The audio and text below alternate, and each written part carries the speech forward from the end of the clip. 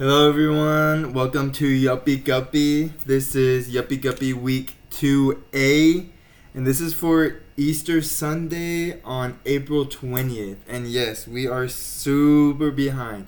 But like I said earlier, if I ever miss a episode on this podcast, is because I am super busy and I had no time. I literally had no time, like for real. Another thing is I have a new camera now, so I'm not using my phone to record, and you can kind of see like it's a little grainy, the video quality. I don't know how to fix it. I mean, I didn't know what to expect when I got this new camera, so I don't know. If you guys know how to fix it, let me know, but if not, that's okay. But yeah, got a new camera, so now I don't have to do the step of downloading the videos from my phone onto the computer. Now I could just get it from the computer, go straight to editing, and that's so much easier. It takes a little bit of time away from making these videos, and yeah, now I'm actually have a purpose for this microphone. I can use it for my videos, so yeah. So we got a lot to catch up to. I'm just gonna start off with Easter, since that was the day that we missed. Okay. So well, Easter is about, the passing of Jesus Christ and how he rose and died from the dead, pretty much. But he did that to die for our sins. I know I'm summarizing it up a little bad, but yeah, we celebrate God for dying for our sins, and that's what Easter is really about. I know, like, nowadays, or a lot of people who aren't Christians, they have Easter hunt. I mean, egg hunt, and then there's like baskets, and yeah, Easter bunnies, baskets, chickens, and all that stuff. I have no idea where that came from, to be honest. I don't know who came up with that idea. That's very interesting. I should probably look into it. But for me, it's always been to worship and thank God for what he has done, what Jesus has done for us. And yeah, so if you don't know what Easter is really about, it's about Jesus dying for our sins, and he rose on the third day. And yeah, and that's what brings on, like the New Testament. And it doesn't bring on, but that's like what the main testament was about, Jesus' journey. The Old Testament is about God. So God, and then Old Testament is about God, and then the New Testament is about and the people that God was about. And the New Testament was about God in the flesh as he went through life as Jesus. And yeah, so yeah, that is it. I'm a little embarrassed because I think I'm not explaining it very well, but let me just sum it up one more time.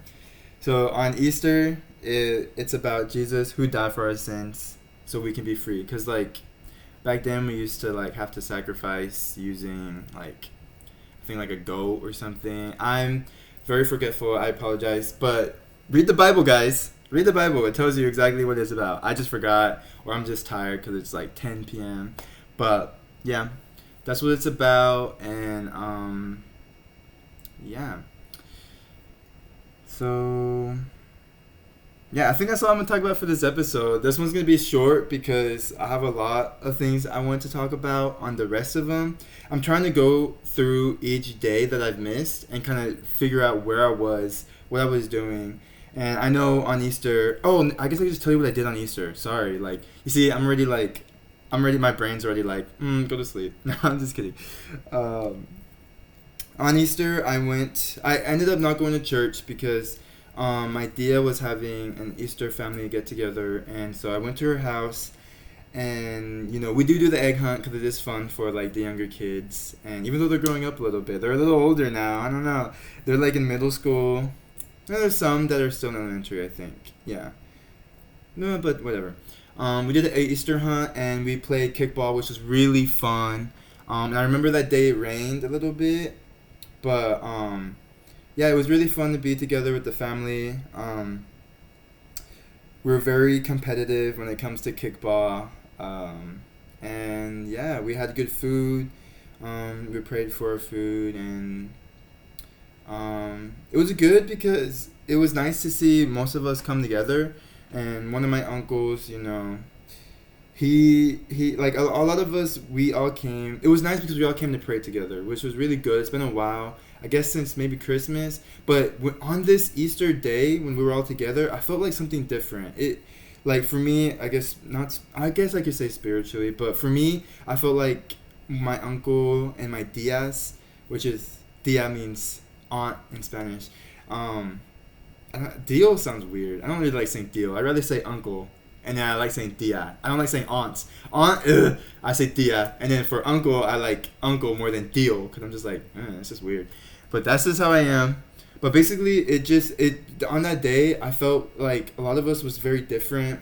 Or at least for me. I'm going to just say what I got, okay? So when we got together, I'm very observant. I'm very, like, watching everything. And I noticed that, my uncles and my tias, I can tell that they're a lot. I felt like they were taking, what God has done for us more seriously. Like, I felt like they're looking to do more for God, and to me that really, like, inspired me, especially when they asked to pray and whenever they asked to talk about what everyone's going through in their life. Like, for me, like, that really inspired me, and it made me feel good about that.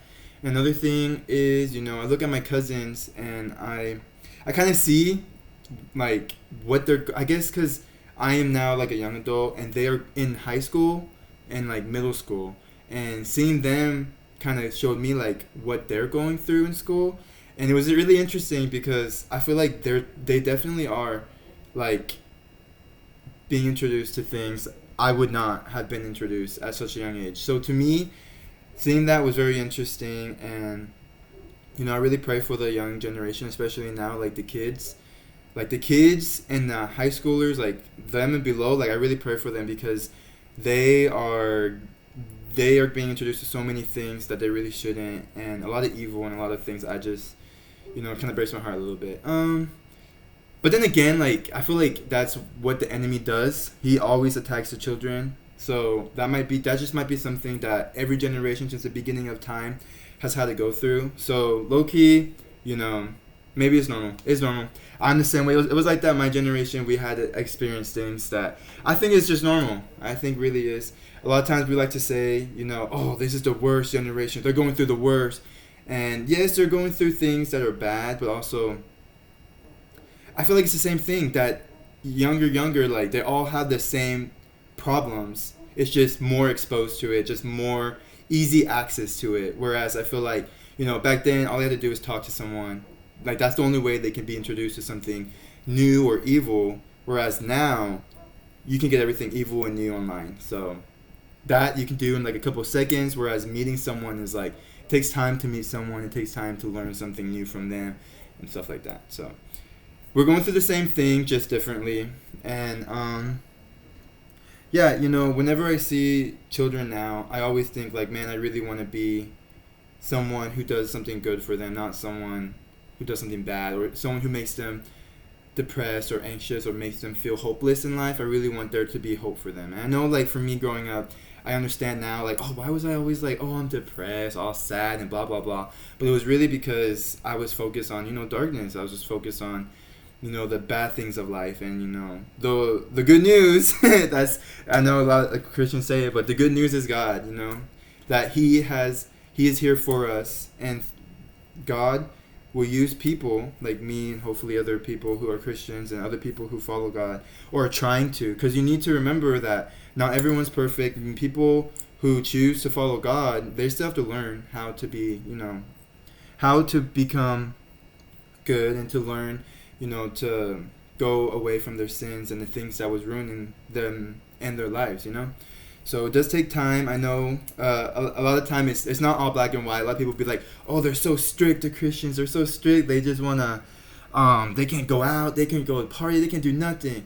But the truth is, yes, it's not good to party too much. But it's good to be strict, like a lot of them are, so that you can actually learn to be, like, good. And being good helps because it's like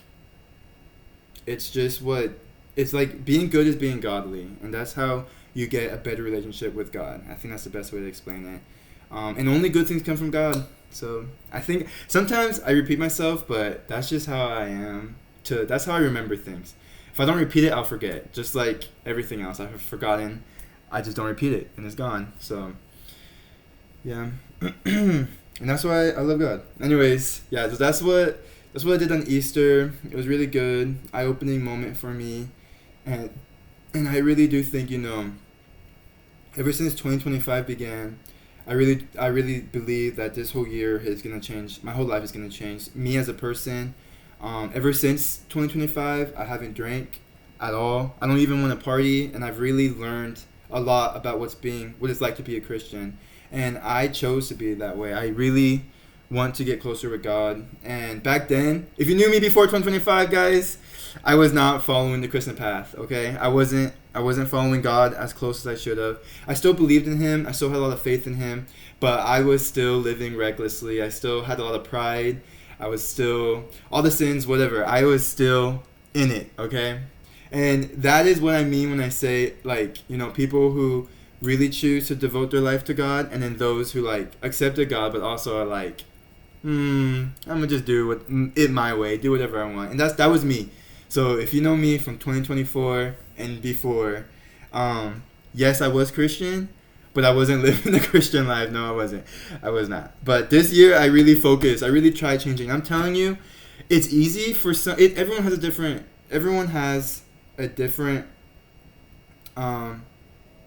story. Everyone's life is different. Things are easier and harder for different people to overcome. And for me, it definitely took me time, especially now since people kids, they get you addicted to things like this. I mean, we're addicted to our phones. Like, I'm just saying, like, getting away from addiction, from distraction, it's a lot more harder now than, like, at least for me, than for, like, other people. I don't know. Everyone has their own struggles. God made everyone unique. So we got to respect how each people are and how they learn, and, take the time and have patience on those who, do want to be good and want to follow God, and just be patient with them, because it's hard to change not who you are, but, like, how you behave, because you are always who you are.